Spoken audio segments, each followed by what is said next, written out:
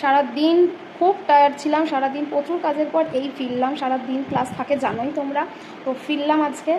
ফেরার পর এই যে আমার মায়ের কাছ থেকে এটাকেও নিয়ে এলাম, নিয়ে ফিরলাম। এখন বাজছে 9টা, এখনো বাজেনি, 8:45 হয়েছে। জাস্ট তোমাদেরকে দেখাই, এই যে ঘড়ি উল্টো দিকেই দেখো, 8:45 হয়েছে।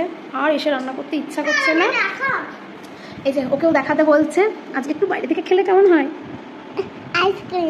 আইসক্রিম, ঠিক আছে আইসক্রিম। আর তার সাথে আরেকটা জিনিস খাবো আমরা। কি খাবো? চলো, এই মোগলাই।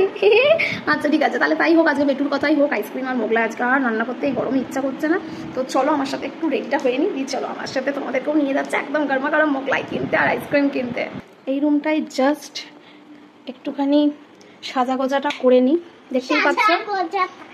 চলো একটু রেডিটা, চলো একটু লিপস্টিকটা লাগিয়ে নিই।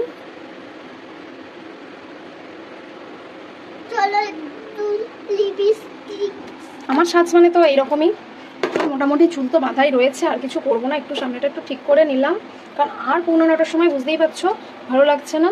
আমি আর ছেলে মিলে যাব, পরে দিয়ে তোমাদের সাথে আসছি মোগলাইয়ের দোকানে। চলো মোগলাইয়ের দোকানে তো এসে গেছি, দেখতেই পাচ্ছ মোগলাই আমাদের জন্য রেডি করতে শুরু করে দিয়েছে।